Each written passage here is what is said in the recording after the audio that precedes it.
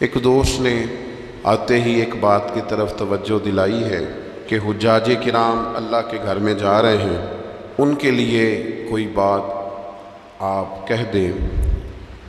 تو میں ان کے لیے تو اتنا ہی کہہ سکتا ہوں کہ وہ ہم سب کو اپنی دعاؤں میں یاد رکھیں، وہ ہمارے لیے وہاں سے دعاؤں کا تحفہ جمع کر کے لائیں، نبی رحمت علیہ السلام کی بارگاہ میں جائیں تو ہماری طرف سے بھی وہاں درود و سلام عرض کریں۔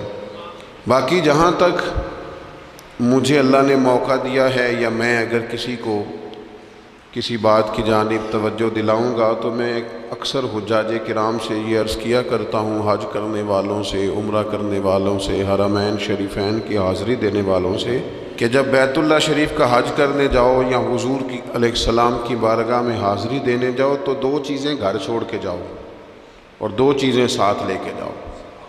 اپنا غصہ اور آرام طلبی کا مزاج یہ گھر چھوڑ کے جاؤ۔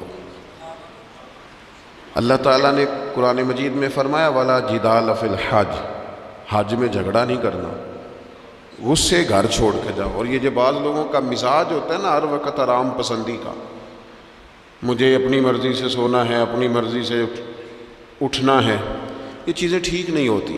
اور پھر میں نے دیکھا ہے، آپ ان لوگوں کو دیکھیں نا جو یہاں سے پہلے کراچی جاتے تھے، پھر وہاں سے بحری جہاز کا سفر کرتے تھے، ہفتے ڈیڑھ میں وہ وہاں پہنچتے تھے۔ اب تو حاجی کے کپڑوں کی استری خراب نہیں ہوتی تو مکہ آ بھی جاتا ہے، بیت اللہ شریف کی زیارت نصیب ہو جاتی ہے، لیکن پریشانی پتہ نہیں کس بات کی ہے، اتنے ڈسٹرب کیوں رہتے ہیں۔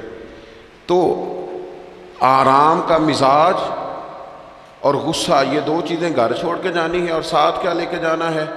ذوق شوق کو لے کے جانا ہے، ادب اور احترام کو لے کے جانا ہے۔ وہاں ذرا ذوق سے رہے، ذرا تازہ دم رہے، بجھے بجھے نہ رہے، وہاں ذرا طبیعت کے اندر وارفتگی ہو، پیار ہو، ذوق ہو، محبت ہو۔ اس توانائی کے ساتھ آپ اللہ تبارک و تعالیٰ کے گھر جائیں اور آداب کا خصوصی خیال رکھیں۔ ادب پہلا کرینہ ہے محبت کے کرینوں میں۔ اللہ کا گھر ہو یا نبی پاک علیہ السلام کا روضہ نور ہو، ہر جگہ ادب کو ملحوظ خاطر رکھیں۔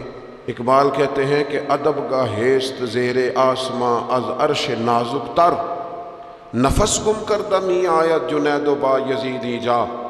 کہتے ہیں جو حضور کا روضہ ہے یہ عرش کے نیچے اتنی نازک جگہ ہے کہ جہاں جنید بغدادی اور بایزید بسطامی جیسے لوگ بھی اپنی سانسیں بند کر کے حاضری دیتے ہیں۔ یہ ایسی نازک جگہ ہے جہاں اتنے بڑے اکابرین اور اسلاف بھی اپنی سانسوں کو روک کر چلتے ہیں۔